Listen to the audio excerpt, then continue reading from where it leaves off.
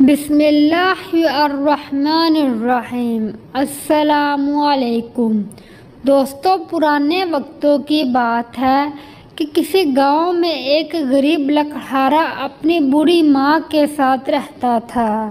اس کی ماں ہمیشہ لکڑہارے کو ایک ہی دعا دیا کرتی تھی کہ میرے بیٹے، تمہاری شادی کسی شہزادی سے ہو جائے۔ دوستو، وہ لکڑہارا ہر بار اپنی والدہ کو یہی کہتا، اماں یہ کیسی دعا ہے، کہاں میں اور کہاں شہزادی؟ وہ بوڑھی اپنے بیٹے کو دلاسا دیتے ہوئے کہتی، بیٹا، اللہ پاک بڑا غفور الرحیم ہے، نہ جانے کس گھڑی میری یہ دعا قبول ہو جائے۔ اس کی رحمت سے ہمیں کبھی مایوس نہیں ہونا چاہیے۔ شہزادی بھی تو انسان ہی ہوتی ہے، اگر اللہ نے چاہا تو میرے بیٹے تیری شادی کسی بادشاہ زادی سے ہی ہوگی۔ اماں، کیا کسی غریب کی شادی کبھی کسی شہزادی سے ہوئی ہے کیا؟ بیٹا، یہ تو سب قسمت کے کھیل ہوتے ہیں۔ ایک بوڑھی ماں اس سے زیادہ اور دعا بھی کیا دے سکتی ہے کہ اس کی اولاد کو ہر وہ سکھ مل سکے جو کسی بادشاہ یا امیر آدمی کو ملتا ہے۔ دوستو، وہ لکڑہارا اپنی بوڑھی والدہ کی دعائیں لے کر بہت خوش ہوتا تھا۔ وہ پہلے سے بھی زیادہ فرما برداری اور حسن سلوک سے اپنی ماں کے ساتھ پیش آتا تھا۔ اپنی غربت کی وجہ سے وہ بیچارہ لکڑہارا تعلیم کے زیور سے ہمیشہ محروم رہا تھا۔ دوستو، اس کا نام کمال تھا، لیکن وہ اپنی بوڑھی والدہ کی خدمت کر کے اپنے آپ کو بڑا خوش نصیب مانتا تھا۔ وہ دوسروں کو بھی والدین کے ساتھ حسن سلوک کی تلقین کرتا تھا۔ دوستو، اس گاؤں میں ان کے اور بھی رشتہ دار رہتے تھے، لیکن وہ سب لوگ انہیں غریب سمجھ کر انہیں ٹھیک سے نہیں بلاتے تھے۔ لیکن کمال کو اس چیز کی کوئی پرواہ نہیں تھی۔ ایک دن کمال جنگل میں لکڑیاں کاٹنے میں مصروف تھا کہ اچانک اس کی نظر دو اجنبی پرندوں پر پڑی۔ وہ جسامت میں شتر مرغ کی طرح تھے۔ ایسے پرندے اس بیچارے نے پہلے کبھی نہیں دیکھے تھے، اور حیرت کی بات یہ تھی کہ اسے ان پرندوں کی زبان بھی سمجھ آ رہی تھی۔ دوستو، کمال نے ایک درخت کی اوٹ لے کر دیکھا کہ وہ پرندے آپس میں گفتگو کر رہے تھے۔ ایک پرندے نے دوسرے سے کہا، میرے دوست، لگتا ہے ہم بہت دور آ گئے ہیں، دیکھو موسم کتنا گرم ہے۔ دوسرا پرندہ بولا، آپ نے ٹھیک کہا ہے، ہم دنیا کی سیر کرتے کرتے بڑی دور نکل آئے ہیں، اب تھوڑی دیر کے لیے یہاں آرام کرتے ہیں، یہاں بہت گرمی ہے، لیکن ہم تو ٹھنڈے علاقے کے رہنے والے پرندے ہیں۔ دوستو، پہلا پرندہ کہنے لگا، اب سوچنا کیسا، ہماری اگلی منزل بہار نگر ہے، جس کا بادشاہ نہایت رحم دل اور مہربان آدمی ہے۔ اس کی بادشاہی میں عوام کے ساتھ ساتھ چرند پرند بھی خوش رہتے ہیں، اور وہاں جا کے جنگل میں ہمارے قبیلے کے کافی پرندے بھی رہتے ہیں، اور وہ جنگل بھی بہت بڑا ہے۔ پہلا پرندہ بولا، بات تو تمہاری ٹھیک ہے، پر میری ایک خواہش ہے۔ دوسرا پرندہ بولا، کیسی خواہش؟ تو پہلے والا کہنے لگا، ساری دنیا دیکھ لی ہے، مگر ملک چین کی سیر ابھی تک نہیں کی۔ دوسرا پرندہ کہنے لگا، میرے دوست، آپ نے تو میرے منہ کی بات چھین لی، مگر ایک مسئلہ ہے۔ پہلا پرندہ بولا، بھائی وہ کون سا مسئلہ ہے؟ دوسرے نے جواب دیا، وہ یہ کہ چین کی آب و ہوا بھی بڑی گرم ہے، اس لیے ہمیں تھوڑی دیر بہار نگر میں رکنا پڑے گا، کیونکہ وہاں بڑا ٹھنڈا موسم رہتا ہے، اور ہر وقت بہار نگر میں ٹھنڈی ٹھنڈی ہوائیں چلتی ہیں۔ ویسے مجھے بھی چین دیکھنے کا بہت شوق ہے، لیکن اس کے لیے ہمیں مناسب وقت اور مناسب موسم کا انتظار کرنا پڑے گا، لیکن تب تک ہم بہار نگر کے عادل بادشاہ کی سلطنت میں رہنا پسند کریں گے۔ دوستو، آخر کار وہ دونوں پرندے بہار نگر جانے پر متفق ہو گئے۔ ان کی باتیں سن کر کمال نے سوچا کیوں نہ میں بھی ان پرندوں کے ساتھ ہی بہار نگر ملک میں اپنی قسمت آزماؤں اور خوب پیسے کما کر اپنی والدہ محترمہ کو آرام دے سکوں۔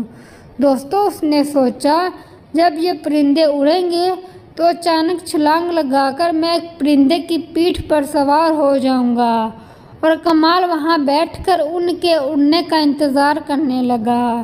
دوستو جیسا کہ آپ کو پہلے بھی بتایا ہے کہ وہ پرندے جسامت میں بہت بڑے تھے، ایسے جیسے بالکل شتر مرغ ہوتے ہیں۔ اب شام کے سائے چاروں طرف پھیلنے لگے تھے، پرندے اب اڑنے کے لیے تیار تھے۔ دوستو کمال نے تیزی سے ایک لمبی چھلانگ لگائی اور ایک بڑے پرندے کی پیٹھ پر بیٹھنے میں کامیاب ہو گیا۔ دوسری طرف پرندوں نے اچانک ایک آدم زاد کو اپنے اوپر بیٹھا پایا تو ڈر اور خوف کے مارے انہوں نے آسمان کی طرف اڑان بھری۔ تھوڑی دیر میں وہ فضاؤں میں پرواز کر رہے تھے۔ کمال نے پرندے کے پنجے مضبوطی سے پکڑ لیے تھے۔ فضا میں ہر طرف اندھیرا ہی اندھیرا پھیلا ہوا تھا۔ دوستو اس پورے سفر میں وہ دونوں پرندے بالکل خاموش رہے۔ وہ بیچارے بڑے ڈرے ہوئے تھے اور سوچ رہے تھے کہ اس آدم ذات سے کیسے جان چھڑائی جائے۔ آخر کار وہ دونوں پرندے نیچے آبادی سے کافی فاصلے پر ایک جنگل میں اترے۔ دوستو کمال نے موقع غنیمت جانا اور اس نے فوراً نیچے چھلانگ لگا دی اور ایک طرف کو دوڑنے لگا۔ وہ دونوں پرندے اس سے پہلے ہی خوف زدہ تھے۔ دوڑتے دوڑتے وہ پرندے بھی ایک طرف کو اڑ گئے۔ دوستو کمال بیچارہ دوڑتے دوڑتے جنگل سے کافی دور نکل آیا۔ اب رات کا وقت ہو گیا تھا، موسم بھی کافی ٹھنڈا تھا۔ وہ بیچارہ سردی سے کانپتا ہوا آخر شہر میں پہنچ گیا۔ اس نے ایک آدمی سے اس شہر کا نام پوچھا۔ آدمی نے پہلے تو اس کا حلیہ دیکھا اور پھر کہنے لگا تم اس وقت ملک بہار نگر میں آئے ہو اور یہاں پر بادشاہ جلال خان کی حکومت ہے۔ دوستو کمال نے اس آدمی کا شکریہ ادا کیا۔ آج شہر کو خوب سجایا گیا تھا، ہر طرف گہما گہمی تھی، بازاروں میں خوب رونق لگی ہوئی تھی، پورا شہر دلہن کی طرح سجا ہوا تھا، ہر طرف شاندار رنگ روشنیاں لگی ہوئی کی روشنیاں لگی ہوئی تھیں۔ شہر کی رونق دوبالا ہوئی پڑی تھی۔ لوگ مختلف ٹولیوں میں بیٹھ کر کھانا کھا رہے تھے۔ دوستو کمال لکڑہارا بھی بیچارہ صبح سے بھوکا تھا۔ پہلے تو جنگل اور پھر تھکا دینے والا سفر۔ وہ نڈال ہو کر کچھ لوگوں کی ٹولی میں بیٹھ گیا اور ایک آدمی سے پوچھا بھائی صاحب یہ پورے شہر میں جشن کیوں منایا جا رہا ہے؟ تو وہ آدمی کہنے لگا ارے بھائی تمہیں نہیں معلوم کیا؟ آج رات یہاں بادشاہ جلال خان کی اکلوتی صاحبزادی شہزادی صبرینا کی شادی ہے اور اسی خوشی میں یہ جشن اور دعوت کا اہتمام کیا گیا ہے۔ کمال نے خوب جی بھر کر کھانا کھایا اور اللہ تعالیٰ کا شکر ادا کیا۔ دوستو سردی سے بچاؤ کے لیے ایک جگہ سوکھی لکڑیاں جل رہی تھیں، لوگ اپنے ہاتھ سینک رہے تھے۔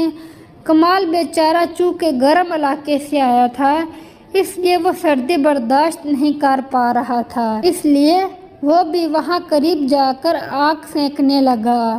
رات گزرتی جا رہی تھی اور سردی کی شدت میں بہت اضافہ ہو رہا تھا۔ وہ بیچارہ سب لوگوں سے الگ تھلگ بیٹھا آگ سینک رہا تھا کہ اچانک ایک آدمی اس کے پاس آیا اور کہنے لگا شکل سے تو تم مزدور دکھائی دیتے ہو۔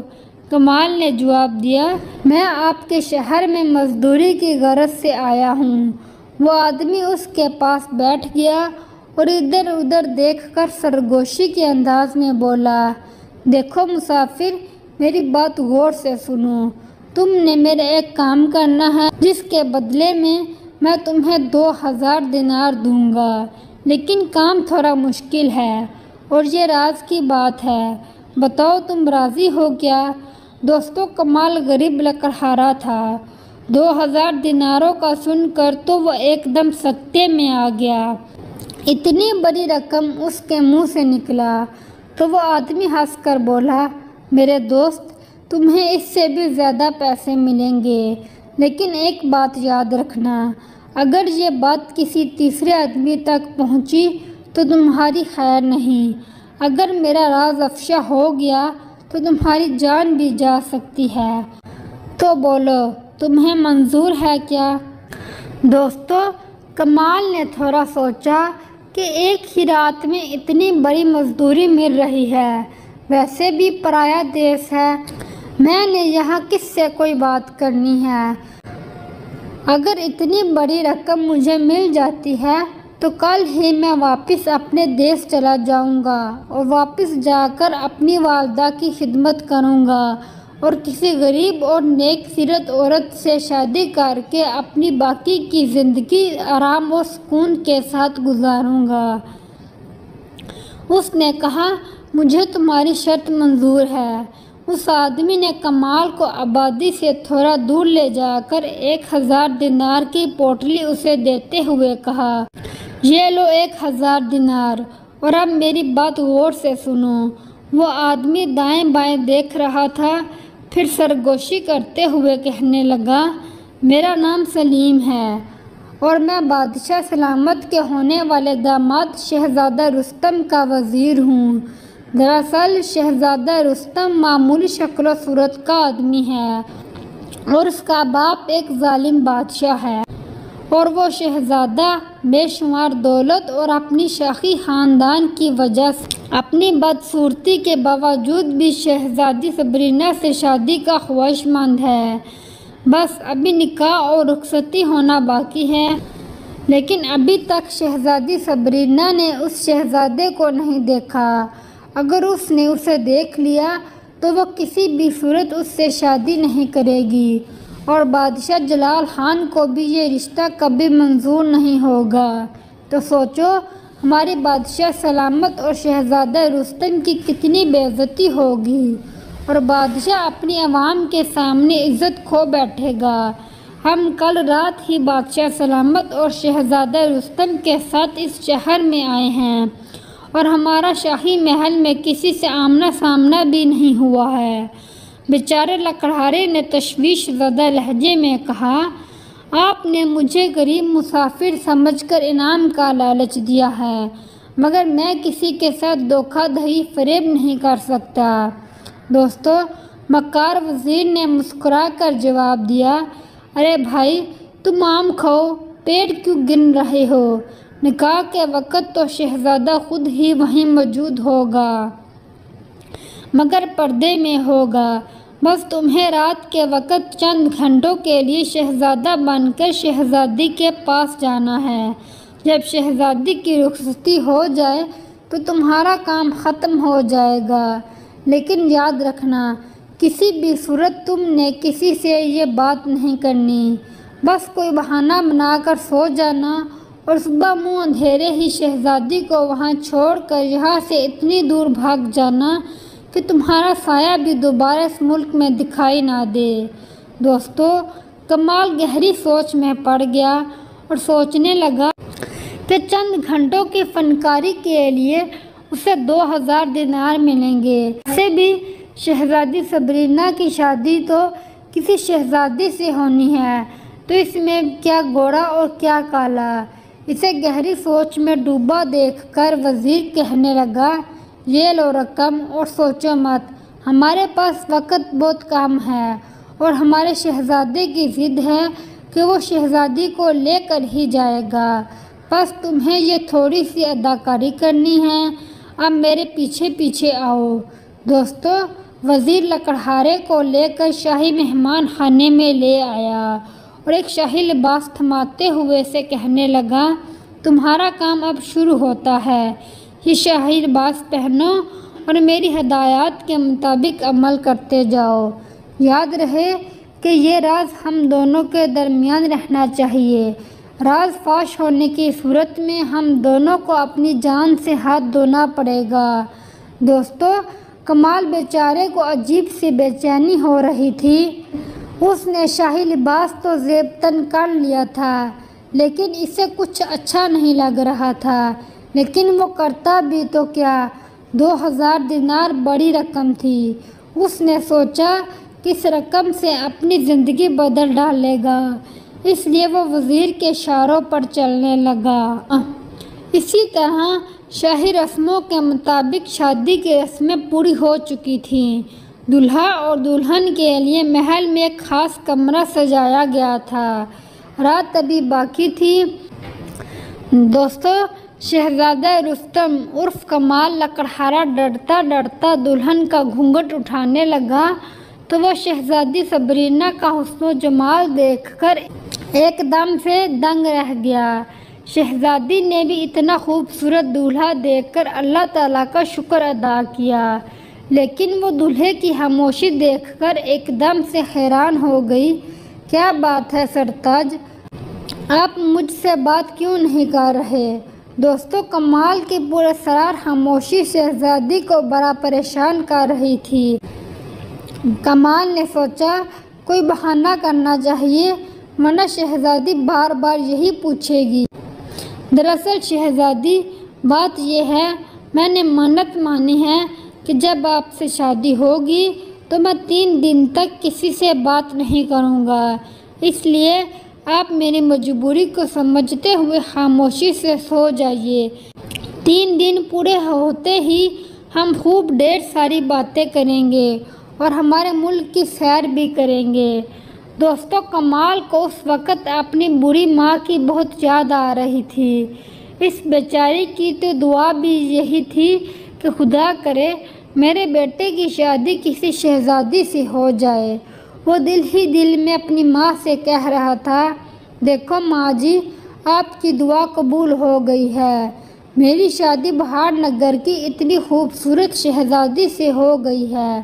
ماں، آج میں بہت خوش ہوں، اللہ تعالیٰ نے مجھے آپ کی خدمت اور دعاؤں کے عوض ایک چاند سی دلہن عطا فرمائی ہے۔ لیکن ماں، یہ دنیا بڑی ظالم ہے، ایسی بھولی بھالی خوبصورت شہزادی سے دھوکہ کیا جا رہا ہے۔ ماں، ہم غریب لوگ اسی سے کیوں دھوکہ کریں گے؟ اگر میں نے شہزادی کو سب کچھ سچ بتا دیا تو وہ شہزادہ مجھے زندہ نہیں چھوڑے گا اور میں کسی سے دھوکہ بھی نہیں کر سکتا۔ ماں، اس لیے میں واپس آ رہا ہوں۔ مجھے پتہ ہے آپ میری وجہ سے کتنی پریشان ہوں گی، لیکن میں وعدہ کرتا ہوں کہ میں آپ کو اکیلا چھوڑ کر اب کہیں نہیں جاؤں گا۔ دوستو، اپنی ماں کو یاد کرتے ہوئے کمال روئے جا رہا تھا۔ آخر فجر کا وقت ہو گیا، دلہن گہری نیند سوئی ہوئی تھی۔ کمال چپکے سے اٹھا اور ایک نگاہ دلہن پر ڈالی اور وزیر کے دیے ہوئے 2000 دیناروں والی پوٹلی اپنے پاس رکھی اور اپنی انگلی میں پہنی ہوئی شاہی انگوٹھی پر ہاتھ پھیرتے ہوئے حسرت سے کہنے لگا، اے شہزادی، ہو سکے تو مجھے معاف کر دینا، خدا حافظ۔ دوستو، کمال نے آنسو پونچھے اور خاموشی سے محل سے باہر نکل گیا تو وہ صبح ہونے سے پہلے دور جنگل میں پہنچ گیا تھا۔ وہ پورا دن مسلسل چلتا رہا تھا اور شام کو تھک ہار کر وہ ایک درخت کے نیچے بیٹھ گیا۔ وہ سفر کی تھکاوٹ اور بھوک کی وجہ سے بالکل نڈھال ہو گیا تھا۔ اس کے پاس صرف وہی شاہی انگوٹھی تھی جو شہزادی نے سہاگ رات کو اسے تحفے میں دی تھی۔ اب وہ واپسی کا سوچ رہا تھا کہ اچانک اسے وہی پرندے دکھائی دیے جو اسے اڑا کر یہاں لے آئے تھے۔ وہ آپس میں باتیں کر رہے تھے کہ دوست، ہمارے قبیلے کے تو سارے پرندے چین ہجرت کر گئے ہیں، اب ہمارا یہاں رکنا محال ہے، ہم بھی آج ہی چین کوچ کر جائیں گے، اور ہاں، واپسی پر اس جنگل میں ضرور اتریں گے جہاں ہمیں وہ آدم ذات ملا تھا۔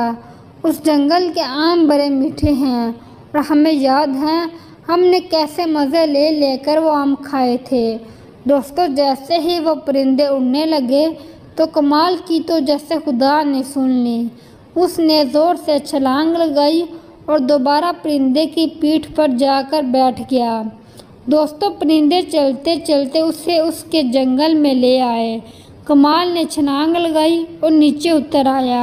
اب وہ وہاں سے چلتا ہوا واپس اپنے گھر گیا اور اس نے یہ سارا واقعہ اپنی بوڑھی ماں کو سنایا تو اس کی بوڑھی ماں کہنے لگی، میری دعا تو ضرور قبول ہوئی ہے، لیکن تم نے اچھا نہیں کیا، چند روپیوں کی خاطر ایک خوبصورت بھولی بھالی شہزادی کو دھوکہ دیا ہے۔ دوستو، ادھر محل میں جب شہزادی کو پتہ چلا کہ اس کا دلہا غائب ہے اور اس کی جگہ ایک بدصورت شہزادہ بیٹھا ہے، وہ یہ دیکھ کر چیخیں مارنے لگی۔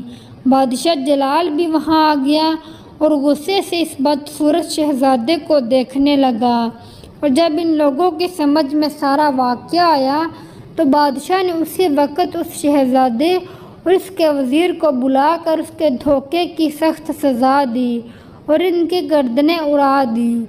اس کے بعد وہ خوبصورت شہزادی یعنی شہزادی صبرینہ اپنی شاہی لشکر کے ساتھ کمال لکڑہارے کے گاؤں کی طرف چل پڑی۔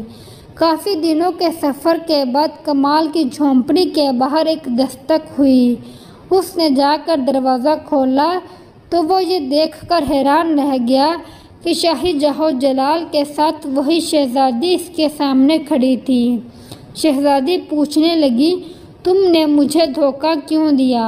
میں نے تو تمہیں دل سے اپنا شہزادہ مانا تھا اور تم نے مجھ سے شادی بھی کی تھی۔